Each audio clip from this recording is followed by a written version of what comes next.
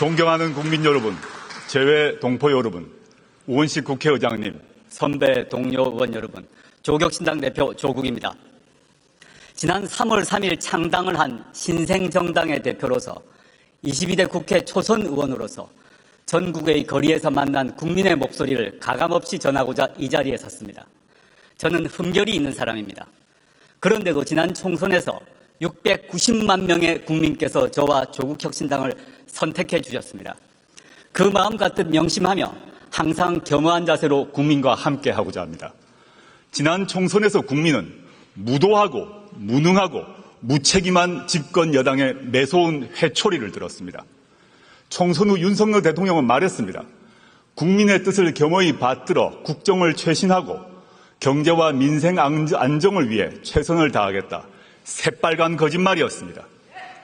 부자와 강자만 챙기는 국정 기조를 바꾸지 않았습니다. 경제와 민생 파탄을 외면하고 있습니다.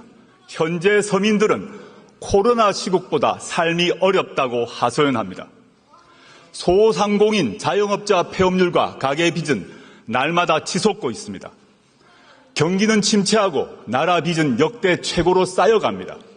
게다가 무모한 의대 2,000명 정원 결정의 여파로 응급 환자는 병원을 못 찾아 목숨을 걸고 뺑뺑이를 돕니다. 상황이 이러함에도 윤석열 정권은 전 정권 탓만 합니다. 시도 때도 없이 이념몰이에 나섭니다. 반대자와 비판자들을 반국가 세력, 검은 세력이라고 비방합니다.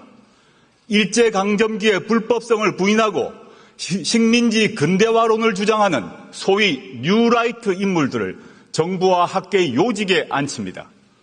그런데 윤석열 대통령의 거짓말은 이번이 처음이 아닙니다. 2013년 10월 21일 서울고검 국정감사장 기억나십니까? 윤석열 여주지청장이 증인으로 나와 저는 사람에게 충성하지 않는다라고 말했습니다. 저도 국민도 박수를 쳤습니다. 그러나 거짓말이었습니다. 저도 속고 국민 모두 속았습니다.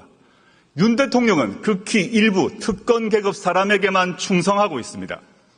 특히 자기 자신과 배우자 김건희 씨에게 충성하고 있습니다. 거짓말은 윤석열 대통령만 하지 않았습니다. 2021년 12월 26일 김건희 씨는 허위 경력 논란을 사과하며 말했습니다. 남편이 대통령이 되더라도 아내의 역할에만 충실하겠다. 이 역시 새빨간 거짓말이었습니다. 대선 전 2022년 1월 공개된 녹취록에 나오는 김건희 씨의 생생한 발언 기억하실 것입니다. 우리 남편은 바보다.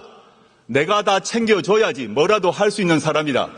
내가 정권을 잡으면 거기는 완전히 무사하지 못할 거다. 국민에 의해 선출되지 않는 권력, 즉 김건희 씨가 대통령 행세를 합니다. 여당 대표와 문자를 하며 회유하고 압박합니다. 정부 인사를 자신이 한다고 자기 입으로 말합니다. 급기야 김건희 씨가 전 여당 의원에게 지옥불을 옮기라고 했다는 보도도 나왔습니다. 여당 내에서도 터질 게 터졌다라고 합니다. 경고합니다.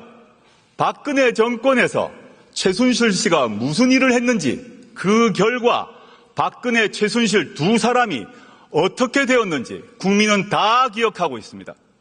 어떤 부적도 어떤 무당도 막아주지 못할 것입니다. 존경하는 국민 여러분, 그리고 선배 동료 의원 여러분, 윤석열 대통령은 검찰총장 시절 자신이 이끄는 검찰을 이렇게 자랑했습니다.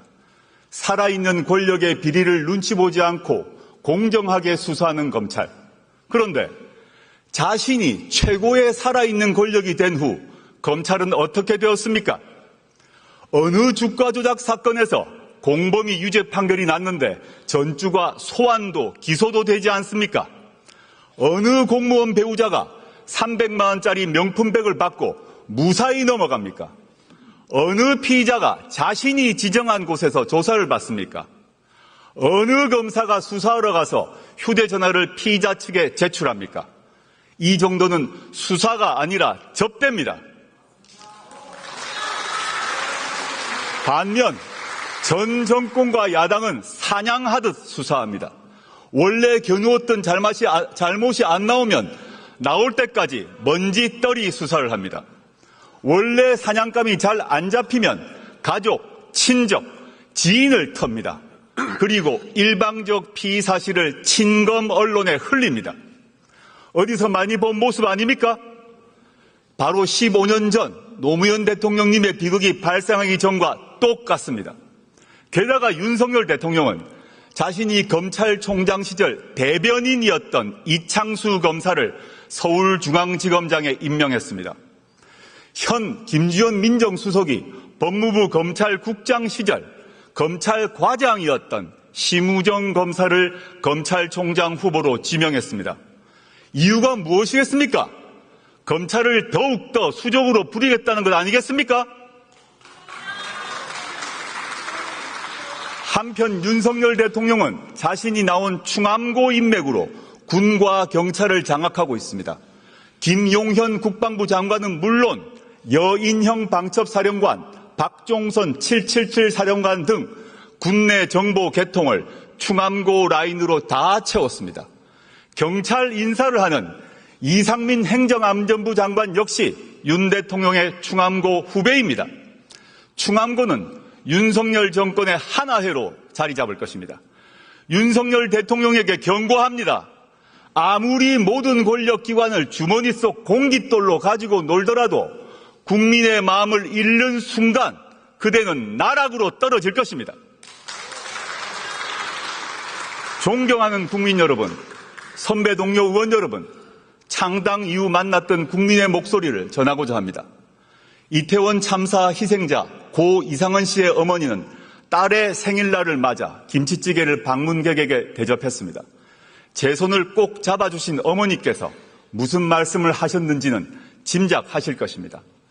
지난해 수해 현장에서 숨진 최혜병의 어머니는 일주기를 앞두고 편지를 썼습니다. 저희에겐 하나뿐인 외동입니다. 사람들은 아무도 모릅니다. 얼마나 힘든가 고통 속에 살고 있는지. 어머니는 애끓는 심정으로 진실을 밝혀달라고 요구합니다. 대구에서 만난 전세 사기 피해 젊은 신혼부부는 울먹이며 말했습니다. 평생 모은 돈이 다 날아갔어요. 이제 우리는 어디 가서 어떻게 살아야 합니까? 저와 조국혁신당은 고통받고 분노하는 국민의 도구가 되고자 합니다. 총선 때 광주 충장로 우체국 앞에서 유세를 준비할 때였습니다. 한 어르신께서 제 손을 잡으시며 말씀하셨습니다. 견뎌주어 고맙네. 살아남아주어 고맙네. 이제 잘 싸워주게. 지난달 말 전남 곡성과 영광을 방문했을 때도 똑같은 말씀을 들었습니다. 지난 윤석열 정권 2년은 대한민국의 잃어버린 2년으로 기록될 것입니다. 저희는 창당 총선에서 이렇게 외쳤습니다. 3년은 너무 길다. 무도하고 무책임하고 무능한 윤석열 정권은 나라를 더 망치기 전에 종식되어야 합니다. 국민은 이 정권 치하에서 너무도 힘듭니다. 인내심이 바닥나고 있습니다. 조국혁신당은 당내에 3년은 너무 길다 특별위원회를 구성했습니다. 저희는 이미 심리적 탄핵을 하신 국민의 마음을 받들며 온 힘을 다하여 위헌과 위법의 증거를 모으겠습니다.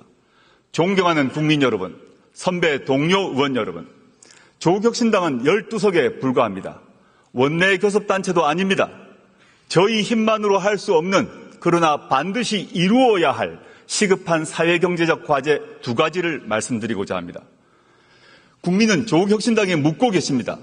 윤석열 정권 종식 이후 무엇을 할 것이냐? 조국혁신당은 문화, 디지털, 노동, 환경, 건강, 교육 등 8가지 사회권을 구현하는 민생 선진국을 제시했습니다. 오늘은 이 중 2가지를 말씀드리고자 합니다. 첫째는 주거권 보장을 통한 주거혁신입니다. 주거권은 쾌적한 집에서 안정되게 살 수 있는 권리입니다. 국민 40% 정도가 전월세 등 빌린 집에서 삽니다. 집주인이 세를 올리거나 방을 빼라고 할까봐 노심초사합니다. 서울에서는 중위소득 가구가 10년간 소득을 한 푼도 안 쓰고 모아야 중간가격 주택 한 채를 살 수 있습니다. 소득의 3분의 1 저축하면 30년 넘게 걸립니다. 버는 속도보다 집값 오름세가 가파릅니다. 이러면 사람다운 삶을 살 수가 없습니다. 결혼하고 싶어도 함께 살 집 마련이 어렵고 애를 낳고 싶어도 여력이 없습니다. 먼저 질 좋은 공공주택과 다양한 사회주택을 국가가 확보해 제공해야 합니다. 2022년 기준 공공임대주택은 전체 주택 재고량의 10%가 안 됩니다. 더욱이 90% 이상이 60제곱미터 이하입니다. 그래서 공공임대주택은 좁고 오래된 변변치 않은 집으로 인식됩니다. 앞으로 84제곱미터 이상의 질 좋은 집 공급을 확대해야 합니다. 빌라나 주택 등도 공공부문이 더 많이 흡수해서 공급해야 합니다. 청년, 신혼부부용 주택 확대는 물론 평범한 가족을 위해 초장기 임대주택 공급도 추진해야 합니다. 신혼부부가 84제곱미터 50년 초장기 임대주택에 들어가면 굳이 집을 사지 않아도 될 것입니다. 조금 더 여유 있는 국민을 위해 내 집 마련도 쉬워지게 해야 합니다. 문제는 땅값이나 공사비입니다. 리츠 등 주택금융을 잘 활용하여 새로운 유형의 지분 공유형 주택이나 협동조합형 간접소유 주택을 늘려야 합니다. 이제 주거와 관련된 공공기관과 공기업의 역할도 바꿔야 합니다. 돈을 얼마나 벌었느냐로 평가하지 말고 국민에게 얼마나 제대로 된 거주지를 공급했느냐로 잘잘못을 따져야 합니다. 그러면 정책의 방향이 확 바뀔 것입니다. 두 번째는 돌봄권 보장을 통한 돌봄 혁신입니다. 요람에서 무덤까지 제대로 된 돌봄을 받을 권리, 그리고 제대로 된 돌봄을 할 수 있는 권리입니다. 우리 사회는 급속히 초고령 사회가 되고 있습니다. 중증 환자는 크게 늘었습니다. 돌봄의 필요성은 더 커졌습니다. 특히 간병 문제가 심각합니다. 간병비 부담과 간병 스트레스는 겪어보지 않은 사람은 모릅니다. 간병비 때문에 파산하고 간병인이 환자를 살해하는 등 비극적인 사건이 잇따르고 있습니다. 가족 돌봄을 하는 청소년은 공부를 제대로 못해 취업길이 막히고 그래서 가난해질 수밖에 없습니다. 악순환을 끊어야 합니다. 건강보험과 의료보험에 간병을 포함시켜야 합니다. 간병을 개인이 아닌 국가가 책임져야 합니다. 우리 집은 관계없다고 생각할지 모릅니다. 곧 닥칩니다. 우리 모두는 누구나 아프고 다치고 나이 듭니다. 질병과 노화는 지역이나 사람, 이념, 계급을 가려서 오지 않습니다. 또한 영유아 돌봄도 공공서비스를 확대함으로써 해결해야 합니다. 말로만 아이를 낳으라고 하지 말고 가족이 아이를 잘 키울 수 있도록 사회 여건을 획기적으로 바꾸는 것, 그것이 바로 국가가 할 일입니다. 그에 앞서 당장 손길이 필요한 가정을 위해 낳으면 국가가 키워주겠다라고 선언하고 실천해야 합니다. 아이를 위해 나라가 나서야 할 때입니다. 육아휴직 활성화법, 지역돌봄 강화법, 가족돌봄 휴가법 등 전국민 돌봄 보장 시리즈 법률이 필요합니다. 주거권과 돌봄권 보장은 대한민국이란 국가의 소멸을 막는 방책입니다. 주거권과 돌봄권을 말하면 돈이 문제라고들 합니다. 맞습니다. 그러나 감세와 복지 증대를 함께 약속하는 사람은 거짓말쟁입니다. 중력을 이겨내야 대기권을 뚫고 우주에 다다를 수 있습니다. 세금과 복지 관련한 오랜 고정관념과 두려움을 떨쳐버려야 선진국으로 도약할 수 있습니다. 당장 증세는 못하더라도 부자 감세만큼은 철회해야 합니다. 대기업과 부자만 배를 불리지 말고 보통의 국민에게 이익이 골고루 돌아가도록 해야 합니다. 존경하는 국민 여러분, 선배 동료 의원 여러분, 이어 조국혁신당은 정치개혁을 위한 두 가지 과제를 제안합니다. 먼저 제7공화국으로 진입하기 위한 개헌을 제안합니다. 제6공화국 헌법은 국민의 피와 땀으로 일궈냈습니다. 그 뒤 37년이 지났습니다. 일제강점기보다 긴 세월입니다. 우리 사회는 크게 변화했습니다. 이 변화에 걸맞는 새로운 미래를 준비하는 새로운 헌법이 필요합니다.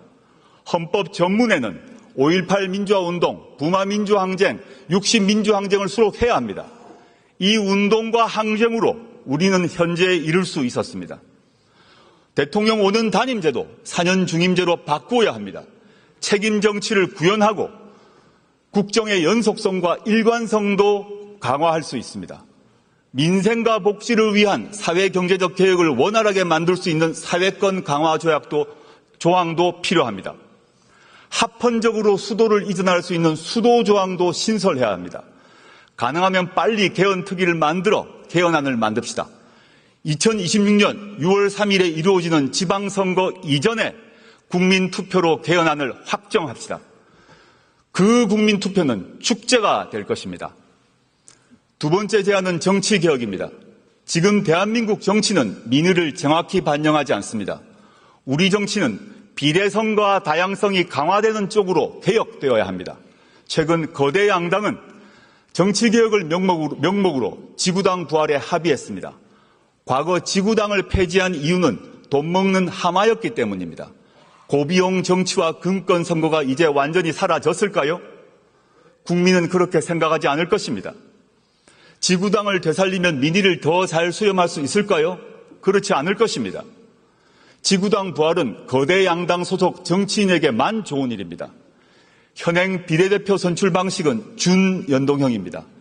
다당제가 민주주의를 발전시킨다는 점에 공감대가 형성된 결과입니다. 그러나 현행 국회법은 양당제를 전제로 구성되어 있습니다. 대표적인 게 교섭단체 기준입니다. 12석을 얻은 조국혁신당은 국회 운영에서 투명정당 취급을 받습니다. 690만 지지자 의견을 국회 운영에서 대변할 길이 없습니다.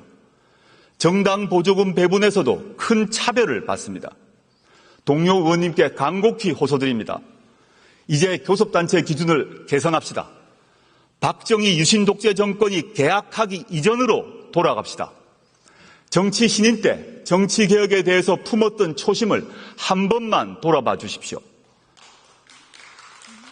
존경하는 국민 여러분, 그리고 선배 동료 의원 여러분, 우리 국민은 교양과 품격 있는 지도자를 가질 자격이 있습니다. 절대된 국가 권력을 가질 자격이 있습니다. 주거와 돌봄을 걱정하지 않아도 될 자격이 있습니다. 조국혁신당이 쇄빙선이 돼 깨트리겠습니다. 조국혁신당이 예인선이 돼 이끌겠습니다. 4년 뒤 22대 국회가 끝날 것입니다. 그때 국민은 이렇게 말씀하실 것입니다. 조국혁신당이 정권교체를 위하여 가장 앞장서서 싸웠다. 그리고 조국혁신당으로 인하여 국회에서 주거권과 돌봄권의 기초가 마련되었다. 그 출발점은 2024년 9월 9일이었다고 말입니다. 조국혁신당은 행동하는 정치를 하겠습니다. 감사합니다.